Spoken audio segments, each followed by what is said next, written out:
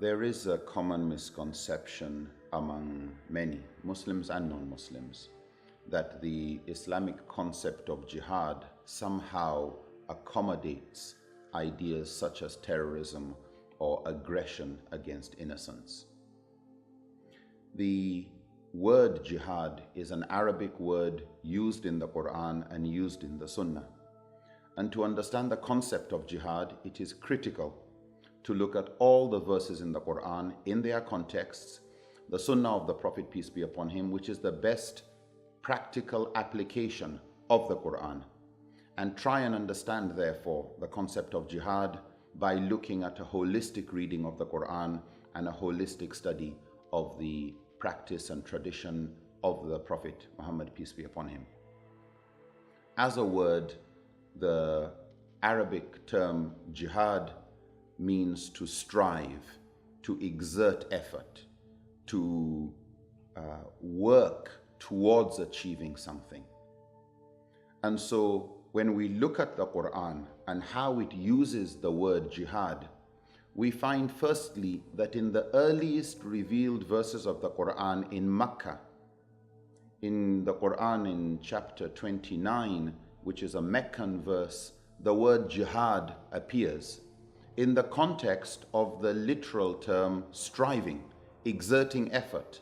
And a Muslim is expected to exert effort. Actually, when we look at all the verses in the Qur'an regarding jihad, we find not a single mention of jihad with the pure teaching of only fighting. We find verses encouraging us, وَجَاهِدُوا بِأَمْوَالِكُمْ وَأَنفُسِكُمْ, to strive to do jihad with our wealth and with ourselves. And so when we look at the Qur'an, the word jihad is used in the general Arabic term of striving fi sabilillah, in Allah's cause. And we look at what is Allah's cause, we find more explanation in the Sunnah of the Prophet, peace be upon him. And so firstly, regarding the Qur'an, the term jihad is used to mean striving, exerting effort, struggling for something that is in God's cause. When we look at the statements of the Prophet Muhammad, peace be upon him, in authenticated narrations of hadith, we find again the word jihad with numerous meanings. In some hadith, the Prophet, peace be upon him, is reported to have said, the greatest jihad is the jihad against oneself and one's desires. What is usually called jihad bin nafs, the struggle against your own weaker self. In another hadith, the Prophet, peace be upon him, said, the greatest jihad is to tell the truth to a tyrannical ruler. In other words, to stand up and explain truth to an oppressive ruler. In another hadith, the wife of the Prophet, Aisha, said, we see that striving in fighting in battle is a great jihad. But then the Prophet, peace be upon him, is reported to have said, the greatest jihad is to go for pilgrimage.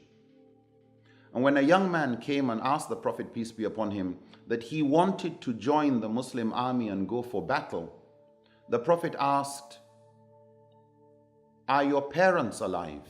He said, yes. And the Prophet ﷺ said, go and serve them, for your jihad is in serving them.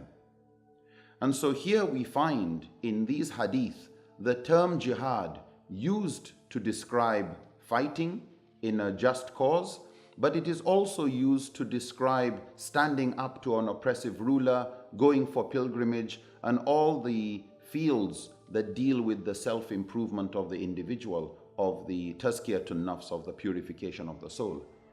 So again in the hadith, we find various forms of striving and struggling being described as jihad.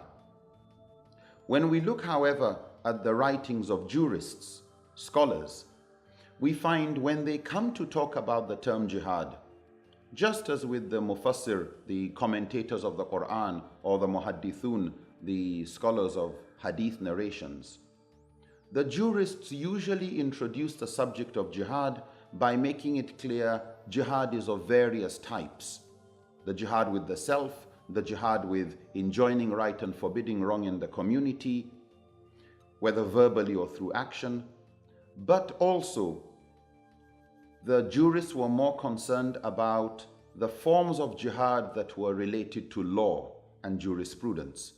And this usually meant the military form of jihad, which the Qur'an uses the word qital or harb to describe. So that form of jihad, of fighting, has been what jurists have been most concerned about.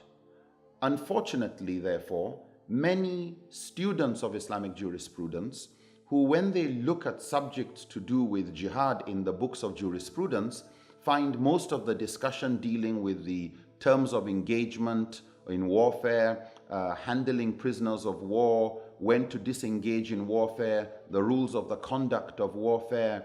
Many have reached the simplistic conclusion that jihad means fighting.